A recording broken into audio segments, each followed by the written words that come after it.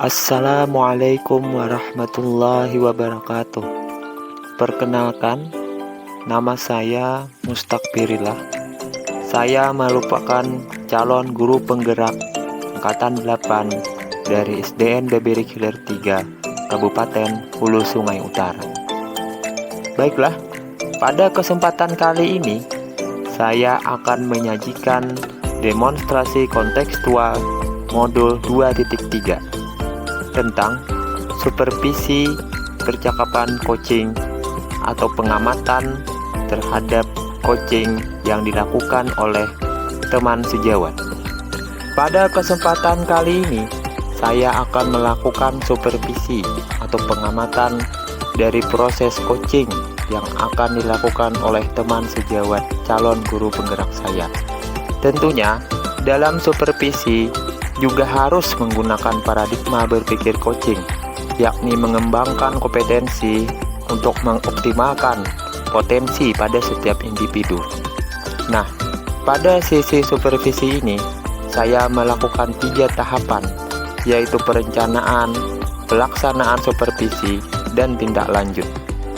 Pada tahap perencanaan, saya sudah menyiapkan hal-hal yang berkaitan dengan supervisi, diantaranya menentukan siapa yang akan disupervisi, menyiapkan hal-hal yang berkaitan dengan proses supervisi, seperti rubrik penilaian pengamatan, serta menyiapkan pertanyaan yang akan ditanyakan pada saat pelaksanaan supervisi. Pada tahap kedua, yaitu tahap pelaksanaan supervisi, saya melakukan 3 percakapan, yaitu pra-observasi, observasi, dan pasca observasi. Kemudian yang ketiga atau yang terakhir, yaitu tahap tindak lanjut, yaitu merencanakan pengembangan lebih lanjut dari supervisi atau pengamatan yang sudah dilakukan. Baiklah, pada sesi ini saya akan melakukan supervisi percakapan coaching, di mana Ibu Hamidah berperan sebagai coach dan Ibu Hafizah berperan sebagai coachee. Sedangkan saya sendiri, Mustakbirillah, berperan sebagai pengamat atau supervisor. Pada pelaksanaan supervisi kali ini, saya akan melakukan 3 tahapan, yaitu percakapan pra-observasi, tahapan observasi, dan percakapan pasca observasi. Tahapan pertama, yaitu tahapan percakapan pra-observasi. Nah, pada tahapan ini, sangat penting untuk dilakukan karena akan membangun kepercayaan diri coach dalam melakukan proses coaching. Tentunya saya menempatkan diri saya sendiri sebagai mitra atau rekan dalam usaha pengembangan diri coach. Kemudian pada tahap ini juga bisa dibicarakan kesepakatan atau hal apa yang ingin disupervisi atau dikembangkan oleh coach yang akan melakukan proses coaching. Pada tahapan ini, saya melakukan percakapan dengan coach yang akan melakukan proses coaching dengan mendiskusikan rubrik penilaian percakapan coaching, serta menanyakan beberapa hal, seperti menanyakan kompetensi coaching apa yang ingin dikembangkan, menanyakan bagian kompetensi mana yang secara spesifik ingin diobservasi, serta menanyakan indikator ketercapaian dari tujuan pengembangan yang diinginkan. Assalamualaikum Bu Hamidah. Waalaikumsalam Pak Mustaq. Ya, apa kabarnya nih Bu? Alhamdulillah baik. Bagaimana dengan Bapak? Alhamdulillah baik Bu. Nah, jadi pada hari ini kita akan melakukan proses coaching ya Bu. Ya. Nah, sebelum kita melakukan proses coaching, saya sebagai supervisor atau pengamat ada yang sedikit ingin saya bicarakan nih Bu, boleh Bu? Boleh Pak. Iya. Nah, nanti pada saat proses coaching atau percakapan antara coach dengan coach, nah nanti akan saya amati. Nah, dan saya akan nilai sesuai dengan rubrik penilaian. Nah, di sini mungkin saya akan sedikit sampaikan rubrik penilaian tersebut. Yang pertama yaitu proses coachingnya apakah sesuai dengan alur tirta. Nah, kemudian apakah sudah mengajukan pertanyaan berbobot. Nah, dan juga apakah sesuai dengan kata kunci yang nanti akan disampaikan oleh coach. Nah, dan juga di situ nanti akan saya dengarkan bagaimana tuh respon coach, apakah sesuai dengan pertanyaan yang ibu tanyakan nanti. Nah, mungkin sebelum melakukan observasi ini saya ingin mengajukan dua pertanyaan ibu, boleh bu? Boleh Pak. Pertanyaan pertama nih bu, nah kira-kira pada saat proses coaching nanti kira-kira kompetensi apa nih yang akan dikembangkan oleh ibu? Jadi saat proses coaching nanti saya ingin mengembangkan nih Pak kompetensi kehadiran penuh, kemudian mendengarkan aktif dan memberikan pertanyaan Oh berbobot iya, Pak. bagus sekali itu bu, itu kompetensi yang akan ibu kembangkan. Kemudian yang kedua nih bu, dari ketiga kompetensi yang disampaikan tadi, nah kira-kira kompetensi mana yang akan ibu prioritaskan dalam proses coaching nanti bu? Yang akan saya prioritaskan Pak yaitu ada dua nih Pak, mendengarkan aktif dan memberikan pertanyaan berbobot Pak. Oh iya, iya bagus itu bu. Ya, yang terakhir nih bu, Iya. kira-kira apa indikator keberhasilan dalam proses coaching yang akan ibu capai nih bu? Jadi indikator ketercapaiannya nih Pak, yang ingin saya capai yaitu si coach ini dapat menemukan solusi Pak dari proses coaching tadi Pak. Iya, itu bagus bu. Semoga nanti coachingnya dapat menemukan solusi atas permasalahan yang akan disampaikan nanti bu. Nah ya, terima kasih bu atas jawabannya. Nah sekarang silahkan ibu melakukan proses coaching dengan coach. Nah nanti setelah ibu ngobrol-ngobrol nanti kita akan kembali melakukan proses pasca observasi ya bu. Iya, iya. Iya, terima kasih bu. Silahkan. Sama-sama Pak. Tahapan kedua yaitu tahap observasi yang merupakan tahap aktivitas pengamatan oleh supervisor pada saat coach melakukan proses coaching. Tujuan utama tahap observasi ini adalah mengambil data atau informasi secara objektif mengenai aspek pengembangan yang sudah disepakati pada tahap sebelumnya. Pengamatan yang dilakukan oleh supervisor menggunakan instrumen yang telah ditentukan sebelumnya dan fokus pada sasaran yang sudah disepakati. Nah, pada tahap observasi ini, saya mencatat yang terlihat dan terdengar pada saat rekan calon guru penggerak melakukan proses coaching. Tentunya, bebas dari penilaian dan asumsi diri saya pribadi. Kemudian, saya akan fokus pada area yang ingin dikembangkan berdasarkan hasil percakapan pra-observasi. Assalamualaikum Bu Bija. Waalaikumsalam Bu Hamidah. Bagaimana nih kabar Ibu hari ini?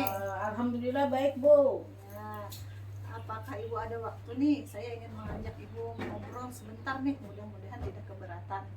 Nah justru itu Bu, sepertinya yang saya katakan kemarin, saya perlu teman Bu, kan saya sudah pernah ada cerita Bu sedikit ke Ibu. Mungkin kita bisa berbicara untuk mengajukan masalah saya Bu. Baiklah, semoga pembicaraan kita hari ini bermanfaat ya Bu. Nah itu yang saya harapkan Bu. Akhir-akhir ini saya perhatikan nih, Ibu Pijah tidak bersemangat. Apa nih yang mengganggu pikiran Ibu Pijah? Terima kasih Bu sebelumnya karena sudah bisa memperhatikan saya dan bersedia membantu saya Bu. Jadi kira-kira nih, ini yang saya rasakan. Saya itu bingung Bu, kenapa ya akhir ini motivasi belajar murid saya itu menurun Bu dibanding dengan mata pelajaran olahraga Bu.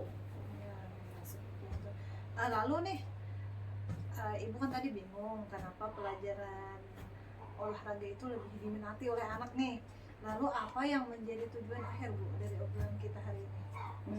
Saya hanya ingin dapatkan solusi Bu dari masalah saya tadi Bu.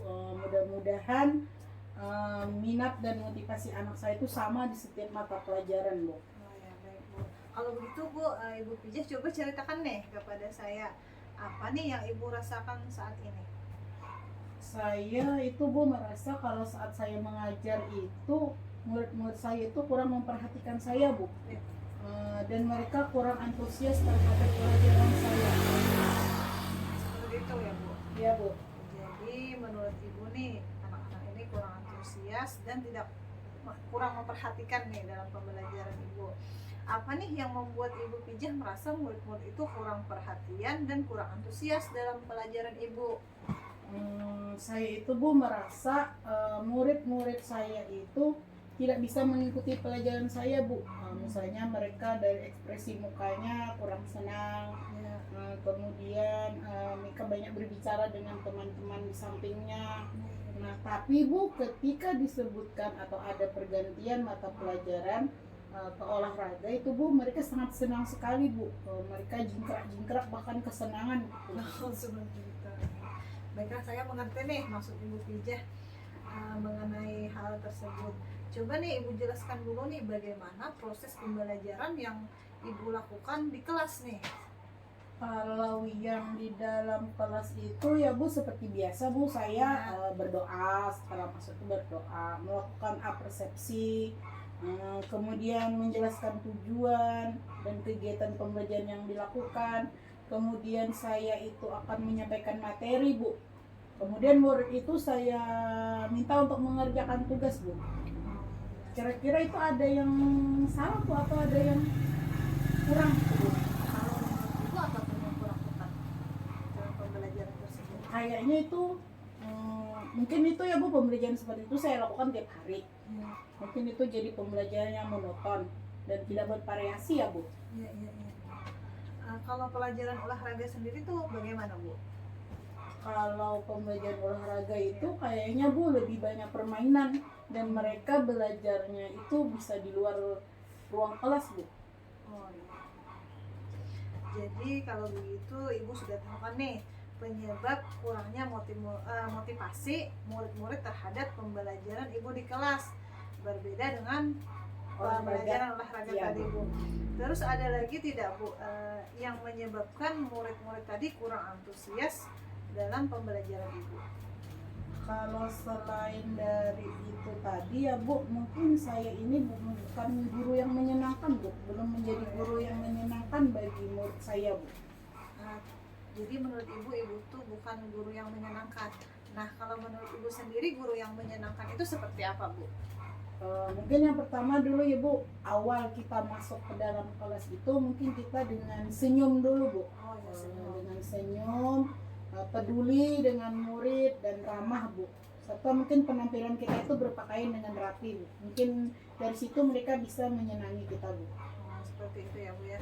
Kemudian Bu, kalau dari skala 1 sampai 10 nih, kira-kira di level berapa nih? Kalau 1 sampai 10 kayaknya 6 Bu. Oh, jadi menurut Ibu ada di angka 6 Iya, ya. Bu. Nah, artinya kondisi murid Ibu di angka 6. Nah, keinginan Ibu ke depannya nih, ke angka berapa Ibu ingin tingkatkan idealnya murid Ibu tersebut? Idealnya sih Bu ingin 10. Iya, tapi minimal idealnya 8 Bu. Oh ya, 8 ya. Iya Bu. Nah, untuk mencapai angka 8 tadi Bu, kira-kira nih apa rencana ke depan Ibu yang Ibu lakukan nih agar hal tersebut bisa dicapai atau diperbaiki? Yang pertama ya tadi Bu, mungkin jadi guru yang menyenangkan Bu. Dengan menggunakan berbagai macam metode, mungkin melibatkan berbagai macam permainan dalam kelas Bu. Mungkin itu Bu. Yang tepat sekali ya Bu, dengan guru yang menyenangkan tadi. Kemudian kira-kira nih apa prioritas Ibu setelah ini Bu? Prioritasnya mungkin di dalam kelas ya Bu. Mungkin saya akan menggunakan banyak sumber belajar Bu. Misalnya buku, teks, kemudian ditambah media yang lain, misalnya video pembelajaran. Mungkin saya akan memutarkan yang YouTube Bu, yang sesuai dengan materi pembelajaran hari itu Bu. Wah, ya, bagus sekali Bu, rencana Ibu semoga berhasil. Terus Bu, apa nih komitmen Ibu terhadap rencana yang sudah Ibu sebutkan tadi Bu?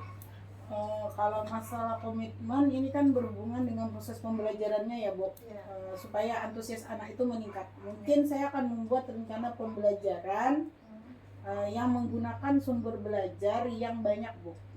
Sehingga itu mungkin bisa meningkatkan antusias dan semangat anak dalam belajar Bu. Wah, ya, bagus sekali Bu ya, tadi dengan menggunakan sumber belajar yang bervariasi sehingga meningkatkan minat anak dalam pembelajaran ibu nih, tidak hanya olahraga saja. Saya sangat mendukung Bu, mudah-mudahan semua berjalan lancar dan sesuai harapan ibu. Terima kasih Bu atas waktunya, kita sharing, bisa berbicara, dan akhirnya saya bisa menemukan menemukan sendiri solusinya, yaitu dengan memperbanyak variasi dalam media-media pembelajaran Bu. Ya, sama-sama Bu Pija. Tahap yang ketiga yaitu tahapan percakapan pasca observasi. Nah, pada tahap ini supervisor memberikan ruang bagi coach untuk berefleksi pada saat analisis hasil data observasi dan melalui percakapan coaching. Coach juga dapat menemukan sendiri area pengembangan selanjutnya dari proses coaching yang dilakukannya tadi. Nah, pada tahapan ini, setelah proses coaching berlangsung, saya menanyakan apa kira-kira yang sudah dilakukan pada saat melakukan coaching tadi, yang menjadi indikator ketercapaian pengembangan yang diinginkan. Kemudian, saya juga menyampaikan catatan hasil observasi yang berbasis data, yang tentunya bebas dari penilaian dan asumsi saya pribadi.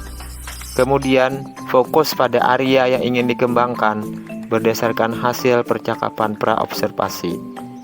Dan tentunya menanyakan kompetensi apalagi yang ingin dikembangkan berdasarkan hasil coaching yang baru saja dilakukan. Nah, tadi Ibu sudah melakukan proses coaching. Nah, apakah tadi menurut Ibu sudah berjalan dengan lancar, Bu? Sudah berjalan dengan lancar dan baik Pak. Nah, ya. Nah, sebelum penutupan, saya akan melakukan percakapan pasca observasi dengan mengajukan beberapa pertanyaan, Bu. Baik. Yang pertama, kira-kira apa saja yang sudah dilakukan Ibu pada saat coaching terkait dengan indikator percakapan yang akan Ibu lakukan tadi? Jadi tadi Pak, indikator pencapaiannya, kami tadi sudah melakukan coaching menggunakan alur Tirta dengan adanya tujuan, kemudian identifikasi, terus rencana aksi, dan terakhir itu tanggung jawab. Kemudian kami juga menemukan solusi Bu di situ. Si coaching menemukan solusi atas permasalahannya Pak. Oh iya, bagus sekali Bu. Nah, kemudian yang kedua nih, saya akan menyampaikan beberapa hasil observasi saya tadi Bu terkait dengan coaching yang Ibu lakukan. Nah, jadi pada dasarnya proses coaching tadi sudah berjalan dengan baik Bu. Nah, saya lihat tadi Ibu sudah menggunakan alur Tirta. Nah, kemudian Ibu juga sudah berusaha menggali pertanyaan dengan baik dan pertanyaan yang berbobot. Nah, sehingga coaching tadi berjalan dengan lancar. Dan juga saya lihat tadi coaching juga sudah menemukan solusi atas permasalahannya. Ya, itu tadi dengan menggunakan berbagai macam media belajar. Ya. Nah, terakhir nih Bu, untuk kedepannya nih kira-kira kompetensi apa lagi nih yang ingin Ibu kembangkan setelah proses coaching ini, Bu? Kompetensi yang ingin dikembangkan tadi Pak, yaitu mendengarkan aktif dan memberikan pertanyaan yang berbobot Pak, dan kemudian sesuai dengan alur Tirta. Iya benar Bu, saya juga setuju Bu. Memang mendengarkan aktif dan pertanyaan bobot ini sangat penting pada proses coaching kita agar bisa menjadi lebih baik lagi Bu. Nah, demikian dulu Bu observasi atau proses coaching dan observasi kita hari ini. Saya ucapkan terima kasih. Nah, semoga apa yang Ibu harapkan tentang proses coaching yang lebih baik dapat berjalan dengan bagus dan dapat bermanfaat bagi kita semua. Ya, amin. Assalamualaikum Bu. Waalaikumsalam. Tindak lanjut supervisi. Adapun tindak lanjut supervisi yang akan saya lakukan adalah: yang pertama, saya akan melakukan refleksi terhadap proses supervisi yang saya lakukan. Saya akan melihat kembali proses supervisi yang saya lakukan. Apakah sudah sesuai dengan atau tidak? Apakah sudah memenuhi kriteria supervisi yang bagus? Juga, apakah saya sudah melakukan pengamatan yang sesuai dengan rubrik penilaian pengamatan, sehingga akan menjadi bahan saya untuk memperbaiki kemampuan supervisi saya lebih baik lagi. Kemudian, saya akan menyebarluaskan pengetahuan tentang coaching kepada semua rekan guru sejawat, baik di sekolah atau lingkup KKG Gugus 2 Kecamatan Babiri. Coaching mungkin merupakan sesuatu hal yang baru bagi sebagian guru. Pemahaman coaching ini sangat sesuai dengan aktivitas di sekolah, baik antara guru dengan murid, antar sesama guru, atau antara kepala sekolah dengan guru. Coaching ini saya rasa akan diterima baik oleh guru, karena pada proses coaching ini mengutamakan kesetaraan antara coach dan coachee. Juga melatih coachee untuk menemukan sendiri solusi atas permasalahannya, sehingga dapat menyelesaikan masalah yang dihadapi di sekolah. Kemudian yang terakhir, saya akan menjadi mitra bagi guru untuk mengembangkan kemampuan coachingnya demi mencapai tujuan pembelajaran yang berpihak pada murid. Saya akan berusaha menjadi mitra untuk pengembangan keterampilan guru, terutama untuk keterampilan coaching. Untuk membentuk guru yang handal dalam proses coaching, tentunya memerlukan proses dan latihan tahap demi tahap. Jika ada guru yang kesulitan untuk melakukan tahapan-tahapan coaching tersebut, saya akan bersedia untuk membantu guru yang bersangkutan, sehingga suasana sekolah semakin kondusif dan tujuan pembelajaran yang berpihak pada murid akan segera terwujud. Demikian demonstrasi kontekstual modul 2.3 dari saya. Semoga bermanfaat. Terima kasih. Assalamualaikum warahmatullahi wabarakatuh.